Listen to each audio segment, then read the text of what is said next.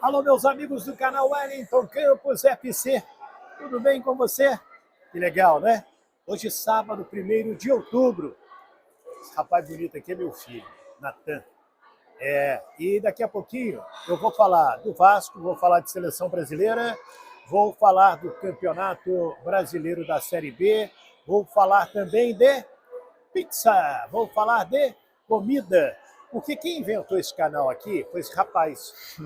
E um dia eu falei, pô, Natan, então tá, eu vou fazer um canal. Aí, mas qual o nome que eu dou pro canal? E aí ele criou qual? Wellington Campos FC. Aí eu falei, mas é FC de que ele? De futebol clube. Mas depois, eu falei assim, pô, mas F pode ser de futebol, pode ser de Formiga, Minas Gerais, minha cidade. O C pode ser de carro, pode ser de comida, né? Pode ser de um monte de coisas importantes. Então eu não preciso ficar preso só no futebol, tá certo, meu Tá consultor? certíssimo. Tá certíssimo. Então tá. Ó, a Raíssa também tá aqui. Oiê! Então, é o seguinte, a gente vai falar um pouquinho de cada coisa e eu vou te mostrar um lugar maravilhoso aqui no Village Mall. Mas antes eu peço para você se inscrever no nosso canal Wellington Campos FC. Tá passando tudo aí embaixo para você dar o like, apertar o sininho e receber as nossas notificações e espalhar para os amigos. Olha, sobre Vasco da Gama, a situação está ficando complicada, hein? E o Vasco recorre à CBF quanto a preço de ingressos lá em Ponta Grossa. E quem que o Jorginho vai colocar no lugar do Yuri? Tudo isso a gente vai abordar depois da vinheta. Roda a vinheta!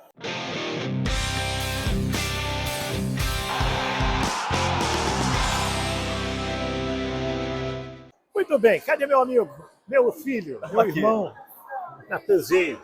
Natan, obrigado pela pizza. Onde você veio? Você me trouxe para comer pizza onde, hein?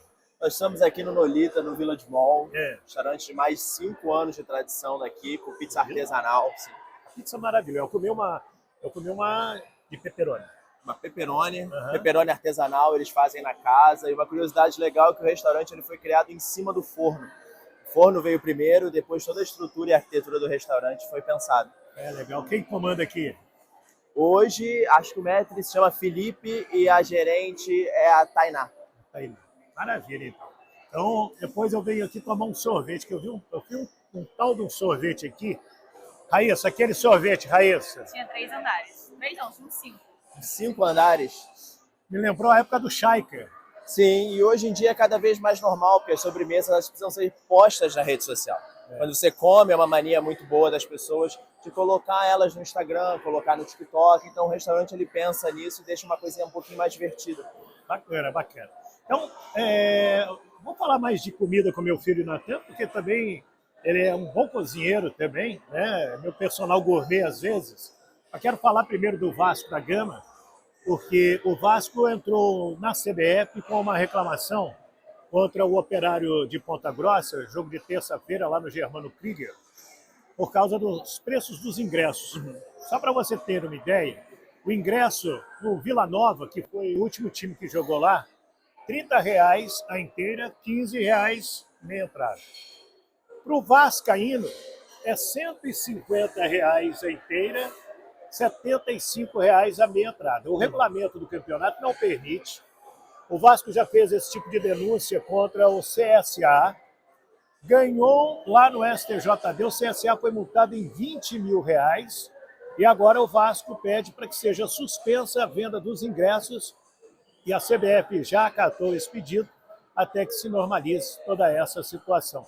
Então é economia popular, porque se um time é um preço, para outro time é outro preço. Com toda certeza. Né? Então é isso aí. Sobre o campeonato, sobre a rodada, hoje pela manhã, a equipe do Criciúma venceu o Brusque 2-0 lá em Brusque, foi a 46 pontos. E agora à noite, atualizando você, o Ituano ganhou do CRB 1-0 lá em Itu, no estádio Novelli Júnior. Com esse resultado, o Ituano foi a 47 pontos. O Vasco tem 49. Então, nessas 6 últimas rodadas, inclusive o último jogo do Vasco no campeonato é contra o Ituano lá em Itu, Vasco é obrigado não só a vencer os seus jogos dentro de São Januário, mas vencer também seus jogos fora de casa. De preferência, já o próximo contra o Operário lá em Ponta Grossa, o Operário que está brigando aí na zona de rebaixamento, só empatou com o Vila Nova em 1-1. Viu? Então, a situação do Vasco é essa. É desesperadora? Não, porque o Vasco só depende dele. O Vasco não depende de outros times. O Vasco tem que fazer seus resultados, tem que ganhar fora de casa, algo que ele não vem conseguindo. Está 9 jogos sem vencer dentro da casa do adversário. Olha lá, olha lá, olha lá, olha lá. Ah, vai dar para pegar não. O cara passou muito rapidinho. Eu acho importante pontuar também que recentemente a história do Vasco mudou e o Vasco lança uma tendência no Brasil, ao molde europeu, de conseguir se profissionalizar um pouco mais. Isso gera uma pressão maior e natural, tanto por parte da torcida quanto por parte da diretoria e dos jogadores. Mas é um projeto muito interessante, é um projeto muito bonito, é uma instituição histórica do futebol carioca, que merece toda a nossa atenção e também a nossa torcida, independente do time que nós somos. É verdade. E a gente vai falando o que o Natan disse sobre o Vasco SAF. A gente já teve o primeiro grande resultado no futebol brasileiro, que foi o Cruzeiro. Sim. O Cruzeiro foi campeão ontem. Até ali achei muito legal, não me recordo.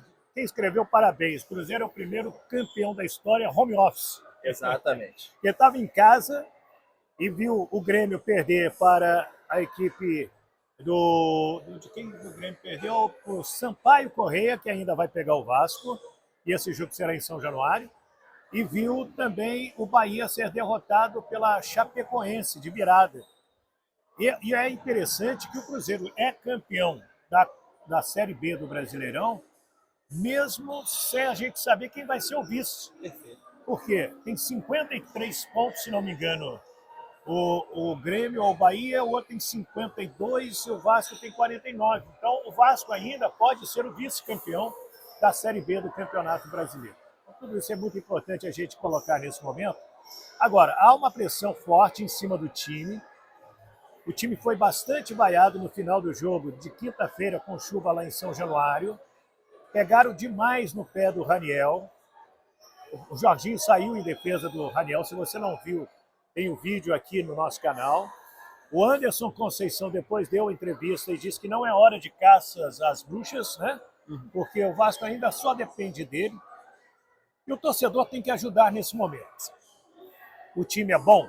Não, não é um time bom. Poderia ser melhor? Poderia.